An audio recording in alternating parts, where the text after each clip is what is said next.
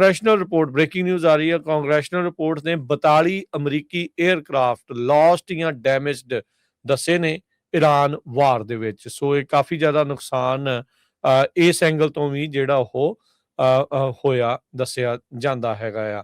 ਸੋ ਇਹ ਜਿਹੜੀ ਹਰਜੋਤ ਸਿੰਘ ਦੀ ਰਿਪੋਰਟ ਆਈ ਹੈ, 4 F-15 ਜਿਹੜੇ ਸਟ੍ਰਾਈਕ ਈਗਲ ਉਹ ਡਿਸਟਰੋਏ ਹੋ ਚੁੱਕੇ ਆ। F-35A ਡੈਮੇਜ ਹੋਇਆ ਆ ਗਰਾਊਂਡ ਫਾਇਰ ਦੇ ਨਾਲ। A-10 ਡਿਸਟਰੋਏ ਹੋਇਆ ਆ। 7 KC-135 ਜਿਹੜੇ ਸਟ੍ਰੈਟੋ ਟੈਂਕਰਸ ਦਾ 2 ਡਿਸਟਰੋਏ ਹੋ ਚੁੱਕੇ ਆ, 5 ਡੈਮੇਜ ਨੇ। E-3 ਜਿਹੜਾ ਸੈਂਟਰੀ AWACS ਉਹ ਡੈਮੇਜ ਹੋਇਆ ਆ। 2 MC-130 ਜੇ ਡਿਸਟਰੋਏ ਹੋ ਚੁੱਕੇ ਨੇ। HH-60W ਹੈਲੀਕਾਪਟਰ ਇਹ ਡੈਮੇਜ ਜਿਹੜਾ ਹੋਇਆ ਆ। MQ-9 ਰੀਪਰ ਇਹ ਜਿਹੜੇ ਡਰੋਨ ਹੁੰਦੇ ਆ ਜਿਹੜੇ 24 MQ-9 ਰੀਪਰ ਜਿਹੜੇ ਉਹ ਡਿਸਟਰੋਏ ਹੋ ਚੁੱਕੇ ਆ।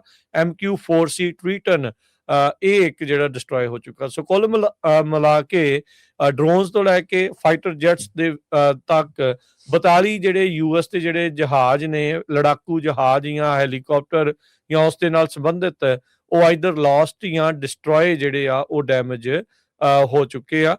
ਸੋ ਇਹ ਇੱਕ ਵੱਡਾ ਝਟਕਾ ਵੀ ਇਸ ਤਰੀਕੇ ਦੇ ਨਾਲ ਇਸ ਨੂੰ ਹਰਜੋਤ ਸਿੰਘ ਜੀ ਦੇਖਿਆ ਜਿਹੜਾ ਹੋ ਜਾ ਸਕਦਾ ਹੈ। So this can come out to be millions of dollars ਦਾ ਨੁਕਸਾਨ ਜਿਹੜਾ ਇਸ ਦੇ ਵਿੱਚ ਹੋਇਆ ਆ।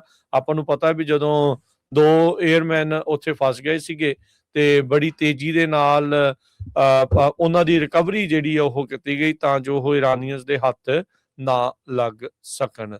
UAE ਹੁਣ ਕਹਿ ਰਿਹਾ ਆ, ਕਹਿੰਦੇ ਵੀ ਜਿਹੜਾ ਬਰਾਕਾ ਨਿਊਕਲੀਅਰ ਪਲਾਂਟ ਆ ਉੱਥੋਂ ਉਹਦੇ ਤੇ ਜਿਹੜੇ ਡਰੋਨ ਆ ਉਹ ਹਮਲਾ ਕਰ ਰਹੇ ਆ ਤੇ ਉਹ ਟਾਰਗੇਟ ਕੀਤੇ ਜਾ ਰਹੇ ਇਰਾਕੀ ਟੈਰੀਟਰੀ ਦੇ ਵੱਲੋਂ। ਸੋ ਇਹ ਹੁਣ ਇੱਕ ਨਵਾਂ ਐਂਗਲ ਜਿਹੜਾ ਹਰਜੋਤ ਸਿੰਘ ਜੀ ਸਾਹਮਣੇ ਆਇਆ ਆ ਵੀ ਸ਼ਾਇਦ ਇਰਾਕ ਦੇ ਵਿੱਚ ਕੋਈ ਈਰਾਨ ਦੀ ਪ੍ਰੋਕਸੀ ਹੋ ਸਕਦੀ ਆ ਜਿਹੜੀ ਕਿ ਉੱਥੋਂ ਦੇ ਨਿਊਕਲੀਅਰ ਪਲਾਂਟ ਦੇ ਉੱਤੇ ਡਰੋਨ ਦੇ ਨਾਲ ਹਮਲਾ ਕਰਨ ਦੀ ਕੋਸ਼ਿਸ਼ ਜਿਹੜੀ ਉਹ ਕਰ ਰਹੀ ਆ।